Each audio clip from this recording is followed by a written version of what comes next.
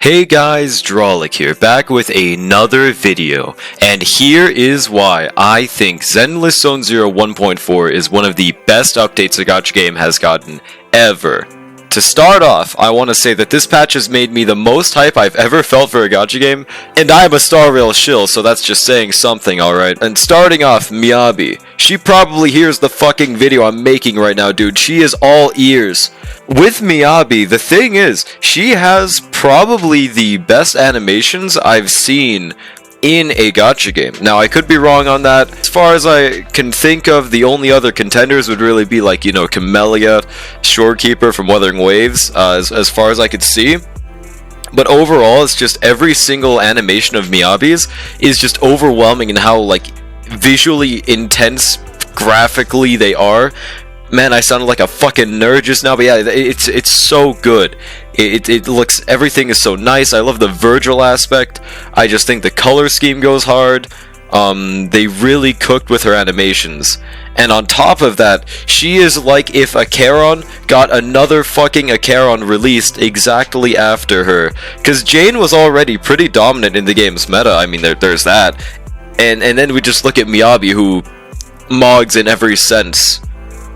Now, the thing is, does it currently matter? No, it really doesn't, because the game is completable by literally not pulling in version 1 already, which is kind of interesting that they're releasing a unit this strong when the game's not that hard, but it is what it is. I just hope that they don't immediately outmeta every single character that released before Miyabi. That'd be a bit silly after all, right? But, yeah. I think Miyabi is a insanely well done character and is deserving to be in this goated patch. And then on top of that, there's obviously the other unbelievable part. They gave out a free limited 5-star in Harumasa. So that we didn't even win a game award for this. I don't know why they gave him for no fucking reason.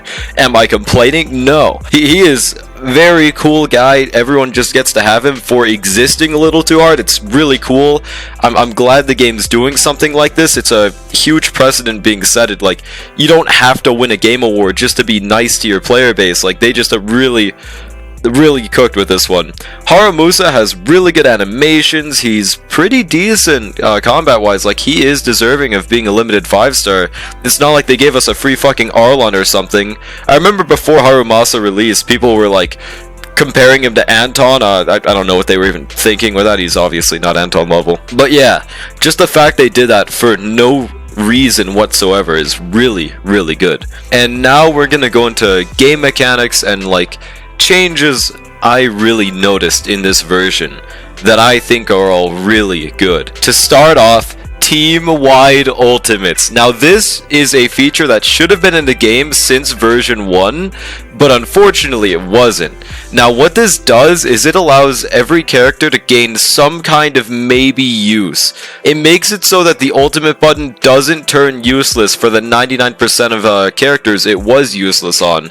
Like, you don't have to conserve your entire decibel generation to one character anymore. It's so much more tactical. You can actually use your entire kits. You don't just need to level your ultimate to level 1 anymore.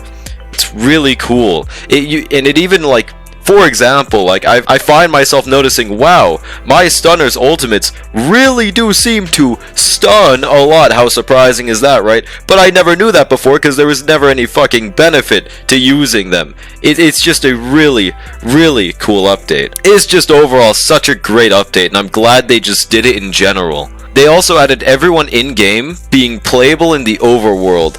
This is also an update that should have been available since version 1, but for some reason it just wasn't. But nonetheless, I'm just glad that they did it in general. You know, obviously just walking around as characters you like, it's just really, really fun, makes you more attached to the game, gives you more reason to be enjoyed and immersed in the world, if that makes sense. So I'm glad they did that. And now for the GOAT change in this, dude. The best change in Zenless Zone history. Bang boo fucking Fall Guys, baby. Hell fucking yeah. I don't know, man. Unironically, this is the thing I was most hyped to see when I was you know, waiting for the update to happen, and I was kind of disappointed that it wasn't in the new story. But god damn it, we have Bamboo Fall Guys, okay? That's all that matters. I honestly want to play through a new account just so I can see how it actually is. Like, it looks fun. It's a really good twisting of the TV mode.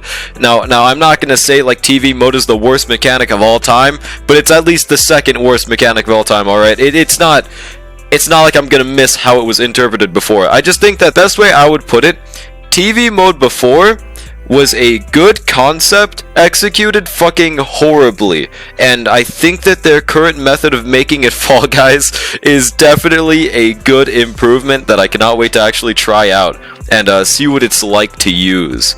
I don't want them to completely abandon the TV format, and I'm glad that they just, you know, flat out stated we're not going to give up on this mechanic. I just want to see what they'll do with it in the future, and I'm very excited for that. Next up, the new simulated universe type game mode. Honestly, I forgot what it's called, but I've been playing that a bit. I even think in background right now is the sim universe game mode. It's really quick to actually finish, and on top of that, I think it's pretty fun. You get to see, you know, for example, Miyabi doing 10 billion damage. You get to try out some new movesets. You get to try out shit like auto dodge, infinite ultimates. I think it's really cool. There's like a new skill tree, everything like that. I feel like they implemented it pretty good. Like they took a good, you know, game mode from Star Rail, added it to Zzz. I don't see anything they did wrong with it so far. And another thing I'm excited for, I only know about this because I watched the live stream, but there will be an event that's basically going to be Balloon Tower Defense. Now the reason I mention this, it's not like it's a new game mechanic, anything like, you know, new Albert Einstein invented equation. It's just, you know, when you look at the past events that we've had, like, for example, the God-forsaken, what was that shit called? The Golden Week event, I think is what it was, where we got that one purple engine. Dude, I wanted to fucking slit my throat during that. It was 4 hours of TV for, like, a 10 pull. Now, I did really want that 10 pull, but I also really wanted to log off the game during that mode. So I'm just really glad they're finally adding new gameplay, new events with new gameplay that isn't like, I don't know, already added mechanics. For example, like, are the TV ones that aren't adding anything new, the combat events that just are literally fight this guy, win this jade, but those are just always downtime events. Honestly, that's just how it always is. I'm glad they're just adding new mechanics. I also have one question. Where the fuck is Mario Kart? They showed us that entire segment of us going on a Mario Kart, fucking driving around. It looked really cool, really fun, and they proceeded to do jack shit with it for the next, like, 2 months. Like, what are they cooking? Why didn't they just make this an event? Maybe it's gonna be one, like, next month or something, or next version, but why not just now? I don't get it. But yeah, that's just a small gripe there. Going on to the story. So, now I'm gonna preface this in the nicest way possible. I'm usually a fucking story skipper, I'm sorry. I see skip button, I press, I love press skip button, I'm sorry, I atone for my sins, but I will give it that but I will say I do always watch the cutscenes. I do always try to watch if there's anything new in the story that isn't like different panned shots of this 3D model lip flap, you know, if that makes sense. But honestly, after this version, I'm considering to sit through the entirety of the story in one go at this point, and not pressing skip button, at least like maybe trying, you know, like it really convinced me, and the reason for that is I think that they found a good workaround. So, without getting into spoilers, by the way, there is a way they told the story without having just a 3D pan shot of in-game models. They had these really good illustrations in a comic type format in the background while there was voice acting and dialogue.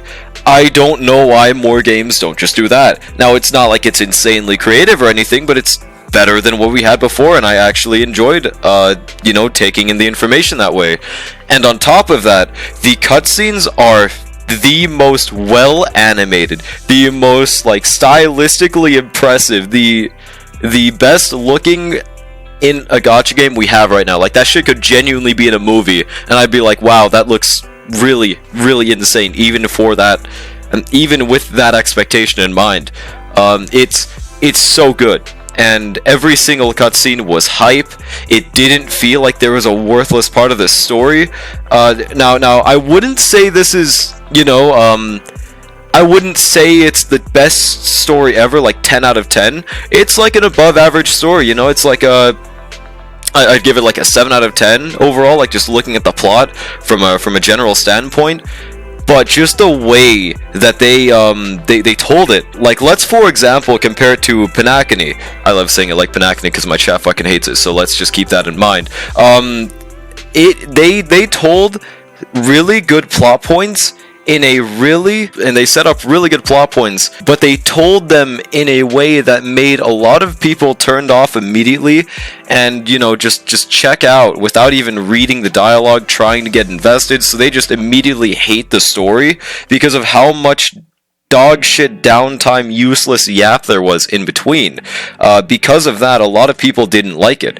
I feel like Star Rail could definitely adopt this format. It's not like they're a poor, like, $1 million, gacha company. They have billions of dollars at this point. They have the budget to do this. So specifically, I'm mainly saying this for Star Rail. They need to hopefully do this for Amphorius. I'm really praying they do. But yeah, overall, I got so fucking hyped during the story, and that doesn't happen to me too much anymore. When I read these gacha stories, like I was so hyped at the ending and just the fucking scenes, the fight scenes, without getting into spoilers though. They also added fucking dates to Zenless Zone Zero. Absolute fucking peak. Absolute fucking cinema. Dude, it's nothing more need to be said. Absolutely goated update. They also severely decreased the base level requirement for events. Before, if you were a new player, it was either do the story or go fucking kill yourself. You don't deserve to live, you subhuman filth. AKA, you needed to be like level 40 sometimes. It's now basically unlockable within a few days of playing, and I think that's much better. You don't have to like play for a month just to play a new event that's going to give you like 400 polychromes. That's really cool. There's also an in-game easy to access material planner. It's an insanely nice quality of life to have, easily accessible compared to Google searching it. Okay, it's like a 5-second fucking difference, but we all take those, okay? And finally, the most important update of all. Bizarre Brigade gets an autosave button / load save file button. Putting all of this together, it really does feel like the game just fucking soft launched with how many new functions, gameplay aspects, quality of life updates there are. I'm standing by the fact that the Zenless Zone Zero dev team feels like the most interactive and caring dev team we have in Hoyoverse, and it feels like they genuinely want to create a unique / fun game experience for everyone involved. Thank you guys for watching. If you want more content like this, please consider subscribing. I know I haven't posted for 2 fucking months. And if you want to catch me streaming, I stream pretty much every day at twitch.tv/Strolic. I will see you guys in the next one. Peace, everyone!